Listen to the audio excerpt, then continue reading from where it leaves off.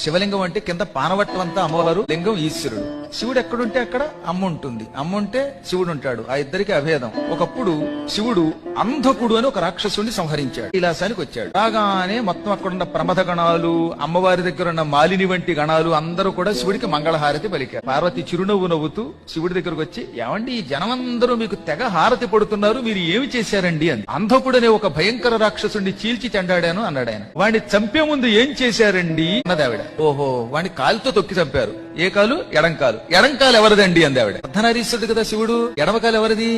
అమ్మవారిది. ఎడంకాలుతో తొక్కి చంపారా, కాలు ఎవరిది అనగానే ఆయన ఒక క్షణం ఆగి చిరునవ్వు నవ్వి, ఎడంకాలు ఎవరిది? నీదే, నువ్వే కదా అన్నట్ట. మరి తొక్కి చంపింది నేనైతే ఈ వెర్రి జనం అంతా మీకు మంగళహారతి పడతారు ఏమిటండి అంది ఆవిడ. నేనేదో పుణ్యం చేసుకున్నాను, చంపేది నువ్వైనా, పనులు చేసేది నువ్వైనా, వంట చేసి పెట్టేది నువ్వైనా, కీర్తి నాకు వస్తుంది అన్నాడు. ఎప్పుడో పుణ్యం చేసుకోబట్టి ఒక గొప్ప ఆవిడ పక్కన చేరితే ఆవిడ వల్ల ఆయనకి కీర్తి వస్తుంది అనమాట. ఆవిడ పక్కన ఉన్న కీర్తి అంతా అమ్మవారి.